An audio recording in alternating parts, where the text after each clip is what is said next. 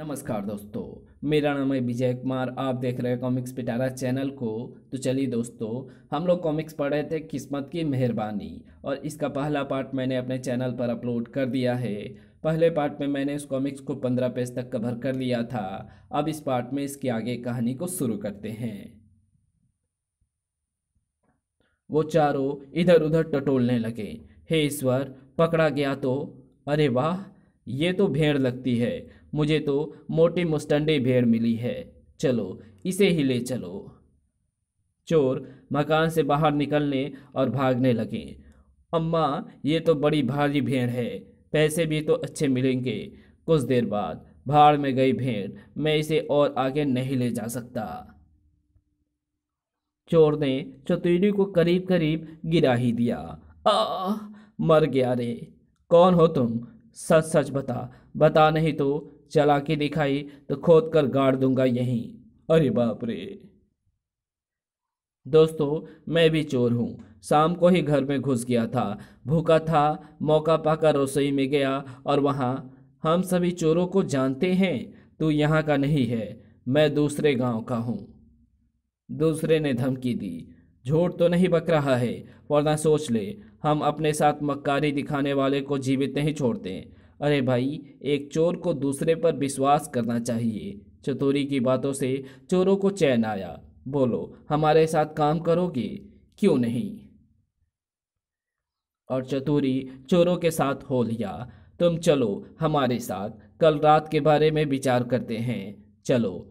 महाराज अमर सिंह के पास फिर खबर पहुंची। महाराज, हमारे इलाके में चोरों का आतंक बढ़ता जा रहा है। मंत्री जी, इनाम की घोषणा करवा दीजिए। जो उन चोरों को पकड़वाएगा उसे 5,000 असरफियाँ दी जाएंगी। दूसरे ही दिन आम एवं खास को सूचित किया जाता है कि जो भी चोरों को पकड़वाएगा, महाराज उसे 5,000 असरफिया इनाम में देंगे। चारों तरफ चर्चा हो गई। चार चोरों का दल बड़ा शातिर है। जिन्हें राजा के सिपाही नहीं पकड़ पा रहे हैं, उन्हें हम कैसे पकड़ेंगे? हो सकता है कोई उन्हें पकड़ ही ले। ये खबर चतुरी के ससुर को भी लगी। कहीं दामाद जी चोरों के पीछे तो नहीं लग गए। दिन बीत गया। लोक लज्जा के भय से मैंने उनसे कोई बात नहीं की। कहीं रूठ कर तो नहीं चले गए। चतुरी चोरों के साथ गुफा में। आज एक बाजे वाले के यहाँ हम हाथ साफ करेंगे। काफी धन जमा कर रखा है उसने। गुरु, इसे भी साथ ले चलेंगे। तो चलोगे तो मैं भी अपना हाथ दिखाऊंगा। मेरा कमाल भी देखते रह जाओगे। हाँ हाँ, चलना, दिखाना अपना भी कमाल। रात को चतुरी चल तो रहा है, लेकिन ठोक बजाकर चीजें उठाना। चिंता मत करो दोस्तों, ठोक बजाकर ही चीजें उठाऊंगा।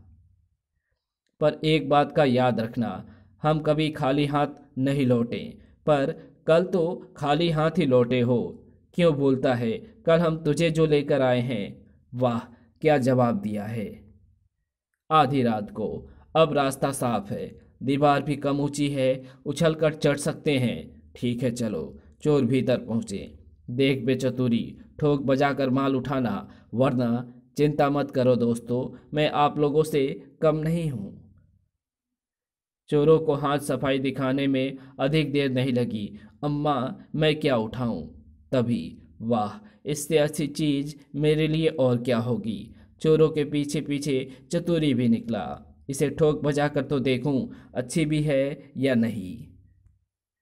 चतुरी ने बाहर निकलते ही, वाह, क्या चीज है। ठना ठन ठन ठना ठन।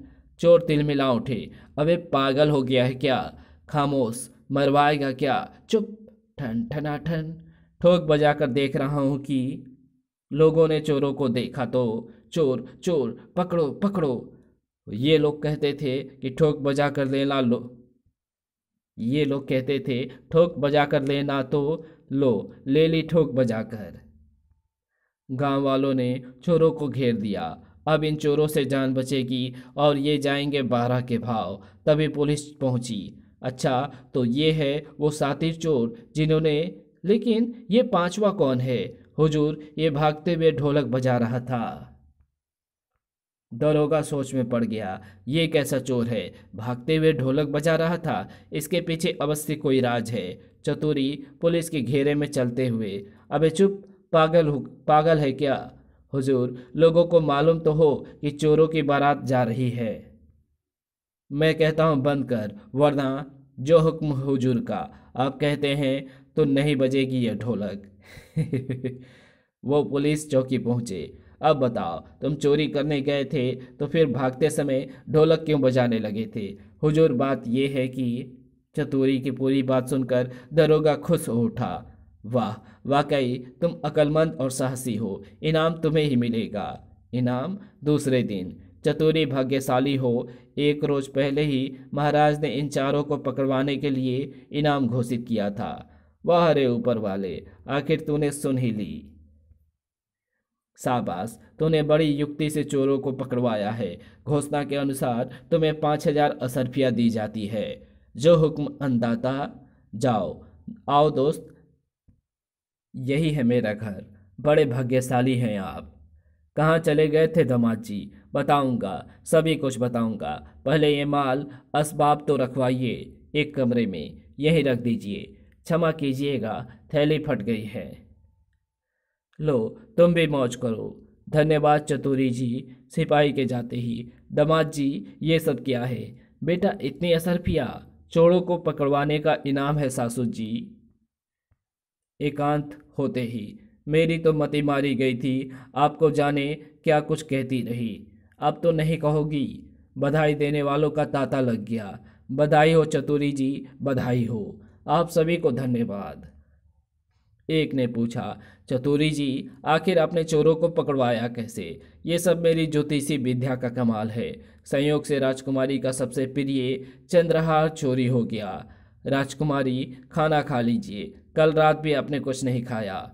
जब तक हार नहीं मिलता मैं खाऊंगी नहीं। खबर महाराज तक पहुंची। चोर का पता तो लगना ही चाहिए। महाराज, मेरी प्रार्थना है, यदि उचित लगे तो बोलो, क्या कहना चाहते हो? महाराज, चतुरी इस काम में मदद कर सकता है। चतुरी? कौन चतुरी? जिसे आपने हाल ही में चोरों को पकड़वाने पर इनाम दिया है, वो कैसे मदद कर सकता है? महाराज, वो ज्योतिष का पंडित है, चाहे तो आजमा कर देख लें। महाराज ने फौरन ही हुक्म दिया, जल्दी से जल्दी ज्योतिष चतुरी को हाजिर किया जाए। जो हुक्म अंदाता। चतुरी को महाराज के सामने हाजिर किया गया। सुना है तुम एक पहुंचे हुए ज्योतिषी हो? थोड़ा बहुत जानता हूं अंदाता। महाराज हंसने लगे।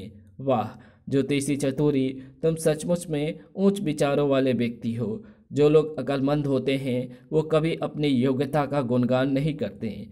सुनो ज्योतिषी, कल तक राजकुमारी का चंद्रहार मिलना ही चाहिए, वरना तुम्हारी चतुराई की खैर नहीं। चतुरी के होश उड़ गए। जो आदेश अंदाता, कल तक अवश्य ही पता चल जाएगा। जा सकते हो। वो महल से बाहर निकला। बेटा चतुरी, अब क्या होगा? अब तो तुम मारा ही जाएगा। चतुरी घर पहुंचा। परेशान लगते हो। महाराज ने क्यों बुलवाया था? राजकाज की बातें हैं भाग्यवान, मुझे आराम करने दे रात को। अरे, दुनिया आ रही, निंदिया हो तुम सारे, सुबह कटे तोरी चिचिया गर्दन। पड़ोसन मुन्नी बाई ने चतुरी का गाना सुना तो माथा ठनक गया। अरे रे रे, हे भगवान, मुझे तो पहले ही शक था, अब क्या करूं? चतुरी ने दोबारा वही पंक्तियां दोहराई तो तड़प उठी। वो बार बार गाकर मुझे सुना रहा है, मुझे जाकर पैर पकड़ लेना चाहिए। मुन्नी बाई दबे पांव चतुरी के पास पहुंची। मुझे बचा लीजिए दामाद जी, मुझे बचा लीजिए। पहले पैर छोड़ो मुन्नी बाई, कोई भी हो उसे कर्मों का फल तो भुगतना ही पड़ता है। वो गिड़गिड़ाने लगी। दामाद जी, मेरी जान बचवा लीजिए, हार मैं दे दूंगी। ओह, तो ये हार चोर है? उसकी चुप्पी पर मुन्नी बाई के पैरों पैरों के तले जमीन निकल गई। दामाद जी, वादा करती हूँ अब कभी ऐसा नहीं करूँगी। ठीक है, चढ़ोतरी चढ़ाओ, जान बचवा दूंगा। मुन्नी बाई गई और कुछ ही देर में वापस आई। हार तालाब के किनारे बरगद के पेड़ के पास घाट के सबसे बड़े पत्थर के नीचे है। चतुरी गदगद हो उठा। सुबह हुई। प्रभु, तूने मेरी इज्जत बचा ली, मैं तेरा आजीवन आभारी रहूंगा। चतुरी को लेने राजा की बग्घी पहुंची। सिपाही जी, वो विशेष पूजा में है, उनसे इस समय कुछ नहीं कहा जा सकता। अजीब मुसीबत है। काफी देर के बाद अब आ रहा है। पूरा 2 घंटे पूजा की है इस कमबख्त ने। जब तक नाटक ना किया जाए लोगों की अक्ल में सीधी सच्ची बातें भी नहीं आती। वो नज़दीक पहुंचा। पधारिए ज्योतिषी जी महाराज, बड़ी प्रतीक्षा कराई आपने। जैसा काम वैसा पूजा श्रीमान, अब तो चलिए। बग्घी भाग खड़ी हुई। वाह, क्या ठाठ है चतुरी की। वाह, क्या शान है मेरे पति की। दामाद हो तो ऐसा। महाराज बेसब्री से प्रतीक्षा कर रहे थे। ज्योतिषी के आने में इतनी देर क्यों? ये गुणी लोग ऐसे ही होते हैं महाराज। चतुरी ने महाराज के सामने पहुंचकर नमन किया। ज्योतिष महाराज, याद है ना, हार का पता ना चला तो सिर कलम करवा दिया जाएगा। याद है महाराज, वो विद्या ही क्या जो सिर चढ़कर ना बोले। चतुरी ने नाटक किया, कान पकड़े और आंखें बंद करके खड़ा हो गया। जल्दी कीजिए ज्योतिषी जी, मैं चोर को ऐसी सजा दूंगा कि देखने वालों को भी सबक मिले। क्षमा करें महाराज, आपने हार की खोज के लिए कहा था, चोर का पता लगाने के लिए नहीं। ज्योतिषी कहता तो ठीक है, चतुरी के बताते ही। ठीक है, सिपाहियों को भेजता हूँ। आदेश मिलते ही सिपाहियों का दल निकल पड़ा। देखो हार मिलता भी है या नहीं। तालाब किनारे। वाह, कमाल है, उसका कहना कितना सच निकला। चलो चले, महाराज प्रतीक्षा कर रहे होंगे। महाराज के सामने हार पेश किया गया। वाह, ज्योतिषी का जवाब नहीं। ऐसे गुणी लोगों की जितनी तारीफ की जाए कम है। ज्योतिषी चतुरी को सम्मान सहित 5,000 असरफियाँ दी जाएं। महाराज की जय हो। महाराज स्वयं हार लेकर अपनी बेटी के पास पहुँचे। लो राजकुमारी, मिल गया तुम्हारा प्यारा हार। पर पिताजी, ये मिला कहाँ? किसने चुराने की हिम्मत की थी? बेटी, ये सब ज्योतिषी विद्या का कमाल है। चतुरी नाम का ज्योतिषी बड़ा गुणी है। ऐसे ज्योतिषी को तो मैं भी इनाम दूंगी पिताजी। महाराज ने सभा कक्ष में आकर घोषणा की। ज्योतिषी जी, आपको राजकुमारी जी की ओर से 2,000 असरफियों का इनाम दिया जाता है। धन्यवाद महाराज, अब आज्ञा दीजिए। चतुरी ने विदा ली, बाहर निकला। बेटा चतुरी, तुम तो मुकद्दर के सिकंदर निकले। अब अधिक लालच ठीक नहीं, यहाँ से फौरन निकल भागो। क्या सोच रहे हो ज्योतिषी जी? वो मुस्कुराकर टाल गया। अब तो मैं अपनी चमेली को रानी बनाकर रखूंगा।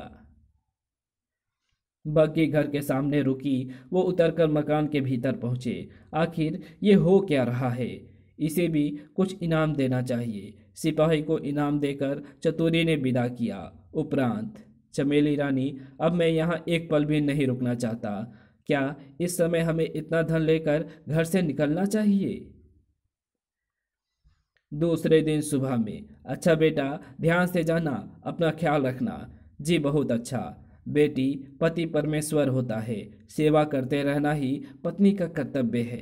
चिंता ना करें माँ, मैं आपकी सीख गांठ में बांध कर रखूंगी। अभी गाड़ी गांव के बाहर पहुंची ही थी कि हे ईश्वर, अब ये कौन सी मुसीबत है। महाराज का आदेश है, आप जब कभी यहाँ आए उनसे अवश्य मिले। चतुरी ने वचन दिया। अन्नदाता का आदेश सिर आंखों पर। मेरा सत सत प्रणाम करके चरणों में कहिएगा। मेरा सत सत प्रणाम उनके चरणों में कहिएगा। अच्छा, विदा। विदा ज्योतिषी जी। इसके बाद ही ईश्वर को लाख लाख धन्यवाद। मैं तो समझा था कि फिर कोई मुसीबत आ गई है। जाने इनके जी में क्या है, ये तो ऐसे भाग रहे हैं जैसे चोरी करके भाग रहे हो।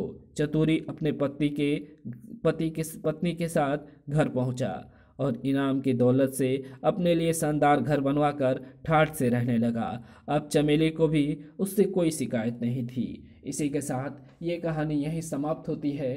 तो आपको ये वीडियो कैसी लगी? अगर आपको ये वीडियो अच्छी लगी हो तो ये इस वीडियो को लाइक शेयर कमेंट ज़रूर कर देना। चैनल पर नए हो तो चैनल को सब्सक्राइब कर ऑल नोटिफिकेशन को सिलेक्ट ज़रूर कर लेना।